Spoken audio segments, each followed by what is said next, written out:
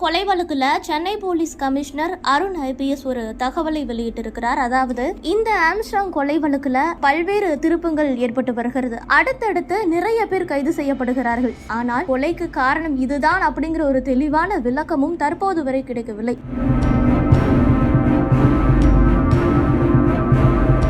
பகுஜன் சமாஜ் கட்சியின் மாநில செயலாளராக இருந்த ஆம்ஸ்ட்ராங் கடந்த சில மாதங்களுக்கு முன்பு படுகொலை செய்யப்பட்டார். இவருடைய வழக்கு விசாரணை தீவிரமாக நடைபெற்று வரும் நிலையில Chennai police commissioner Arun IPS முக்கிய அப்டேட் ஒன்றை கொடுத்திருக்கிறார். தமிழகத்தை சமீபத்திய உலுக்கிய சம்பவங்களில் ஒன்றுதான் ஆம்ஸ்ட்ராங் படுகொலை. ஜூலை 5ஆம் தேதி சென்னை பெரம்பூரில் உள்ள தன்னுடைய புது வீட்டின் கட்டுமான பணிகளை பார்வையிட்டுக் கொண்டிருந்த போதே 8 பேர் கொண்ட கும்பலால் சுற்றி வளைக்கப்பட்டு படுகொலை செய்யப்பட்டார். இது ஒட்டுமொத்த மாநிலத்தையும் இருக்கிறது.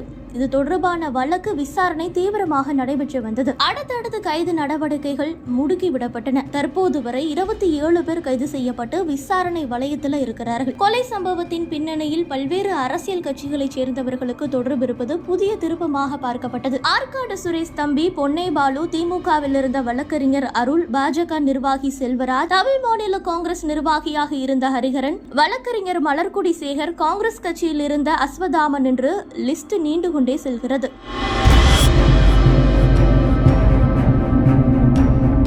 கைது செய்யப்பட்டவர்களில் ரவுடி திருவேங்கடம் என்பவர் மாதாவரம் ஏரிக்கரை அருகே விசாரணைக்கு அழைத்து செல்லப்பட்ட போது தப்பி செல்ல முயன்றதாக கூறி போலீசார் என்கவுண்டர் செய்தார்கள். இந்த சூழ்நிலையில அடுத்த ஒரு வாரத்தில் குற்றப்பத்திரிகை தாக்கல் செய்யப்படும் என சென்னை காவல் ஆணையர் அருண் ஐபிஎஸ் தெரிவித்திருக்கிறார்.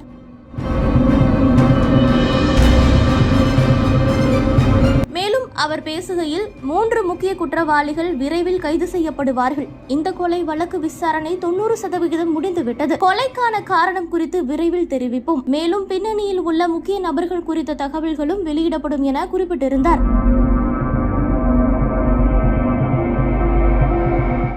இவர் ஆம்ஸ்ட்ராங் படுகொலை சம்பவத்தை அடுத்துதான் புதிய காவல் ஆணையராக பொறுப்பேற்றுக் கொண்டது குறிப்பிடத்தக்கது. ஆம்ஸ்ட்ராங் கொலை நடந்து நேற்றோடு 2 மாதங்கள் ஆகியிருக்கிறது. இத்தகைய சூழ்நிலையில வழக்கு விசாரணை இறுதிக்கட்டத்தை எட்டியுள்ளதாக பார்க்கப்படுகிறது.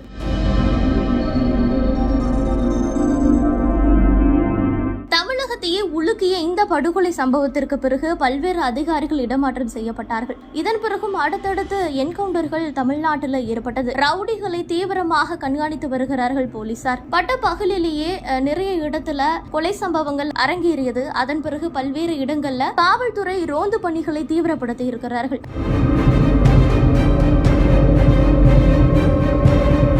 ரவுடிகளின் வீட்டிற்கே சென்று அவர்களை எச்சரித்தும் வந்தார்கள். இந்த நிலையில ஆம்ஸ்ட்ராங் கொலைக்கு என்னதான் காரணம் அப்படிங்கிறது கூடிய விரைவில் தெரிவிக்கப்படும் என எதிர்பார்க்கப்படுகிறது.